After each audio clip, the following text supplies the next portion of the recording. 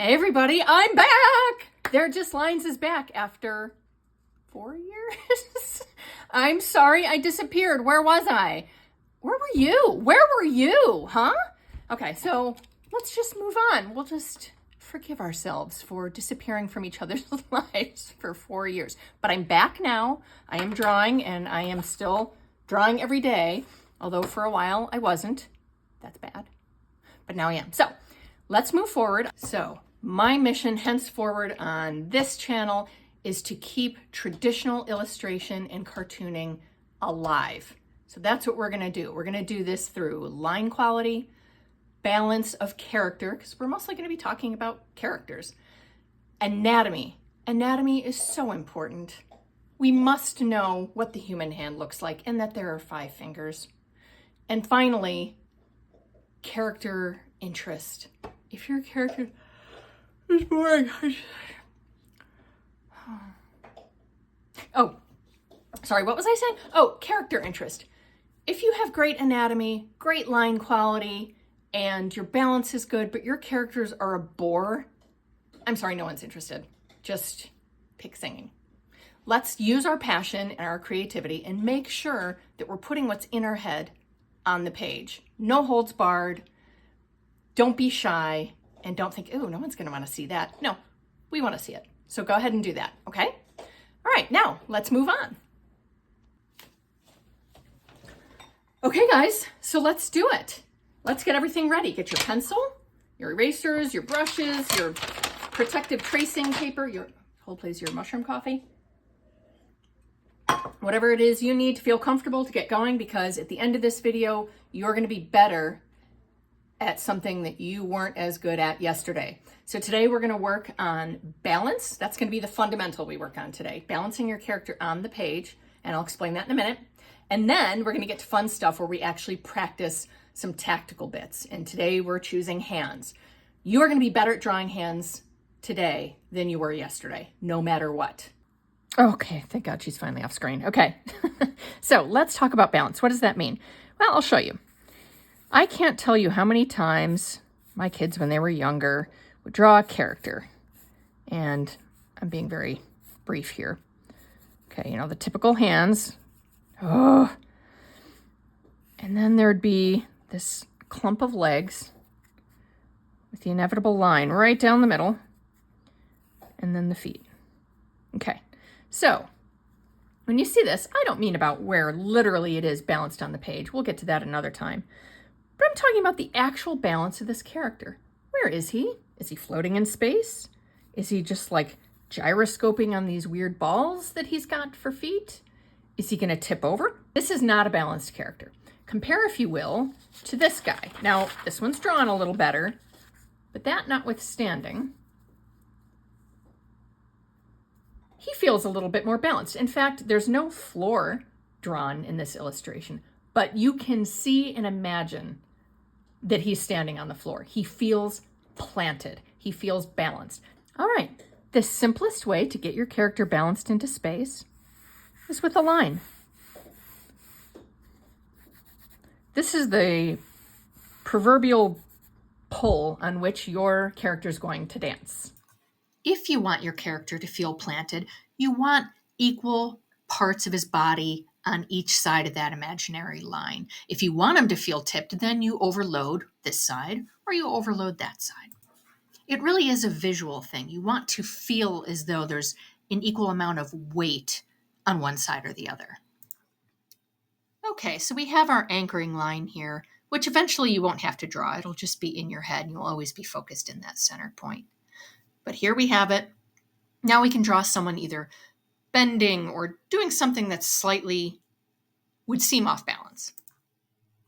For the sake of simplicity, and so I don't have to turn the paper around, I'm just going to draw this guy very cartoony and with his head just straight up rather than tipped over. And we'll just kind of draw him like he's maybe losing his balance, is leaning backwards a little bit. You'll also see I'm not showing a lot of neck here because his shoulder is up because he's surprised. His shoulders are up around his ears.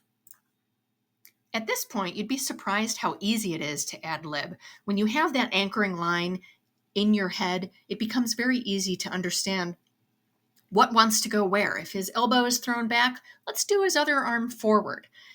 His torso is right around this midline, but we can throw that one leg back just a little bit, and it'll work its way around this line in a very natural way.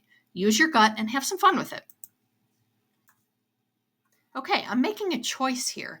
I could put his back leg in a whole bunch of different positions, but I'm putting it center with part of it back, and that has completely stabilized him. If I threw it forward or threw it backwards, it would set him off balance. But I've decided he's not falling down. He's going to be largely pretty well anchored.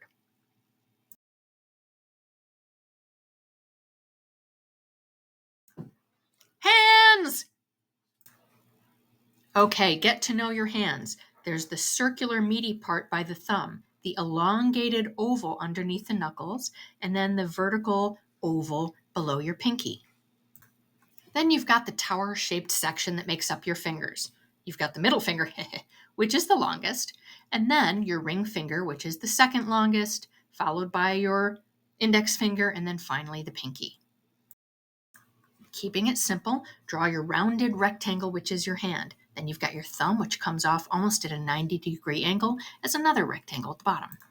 Then you've got your peaked towers to represent your fingers, and then divide it up as we spoke about before, with the length of the middle finger being the biggest. Then you can kind of round off and stylize, make your corrections as you go. Keep it simple. And there we have it. We make a few corrections to the thumb. We remember those major shapes around that thumb muscle, under the knuckles, and next to the pinky, and our hand starts to take shape and look natural.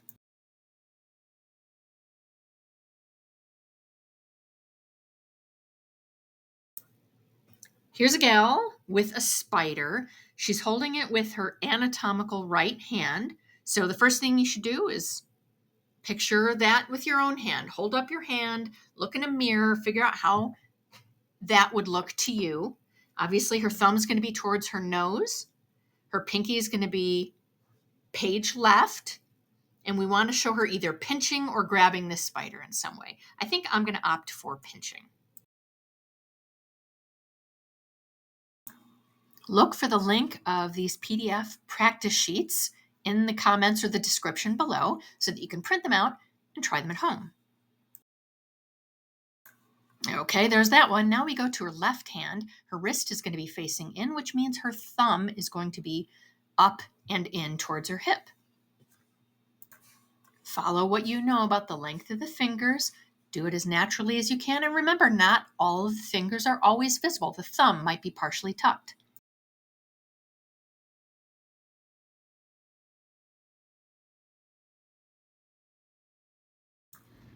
Let's first do this guy as though he's sneaking around on tiptoes with his little fingers pointed down.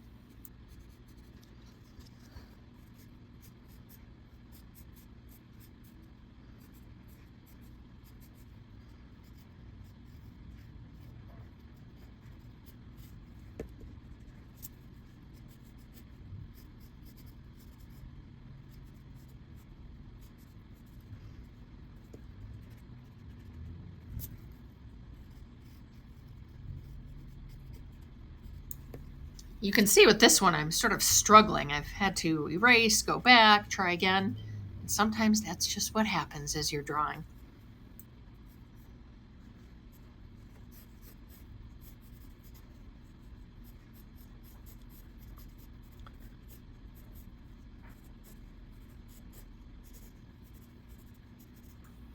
Based on the position this character's in, his thumbs are going to be closer to his body, right? So if he's got his palms out, his thumbs are going to be out and away. And if his palms are down, his thumbs are going to be towards his hips. I think you get the idea. I'm not in love with this rendition. Let's try another one. Let's have our guy grasping something.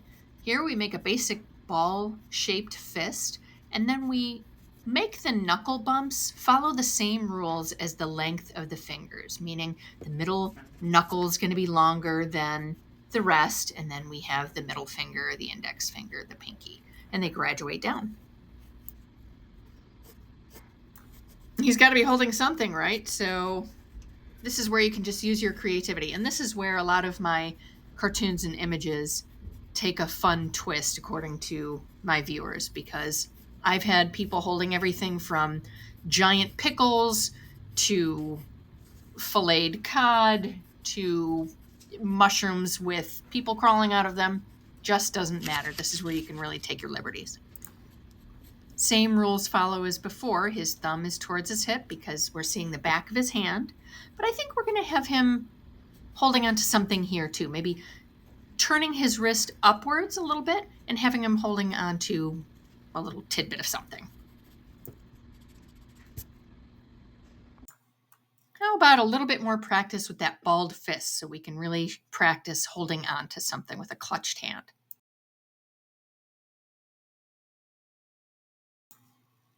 Make sure your thumb is out there in front, wrapped around those fingers. Just get those fingers wrapped around and curled under, making sure your pinky's the smallest one at the bottom there.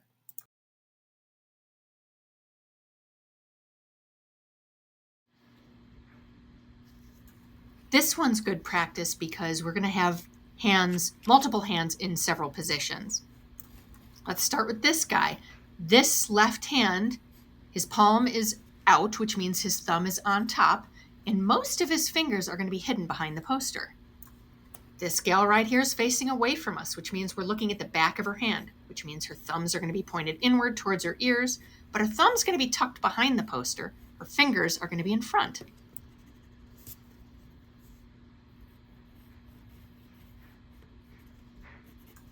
As for her bottom hand, though, she's got her palm facing the viewer, which means her thumb's going to be pointed towards her hip and her pinky will be away. Going back up to this guy, again, his palm is facing the viewer, so that means his thumb is up and his pinky is down.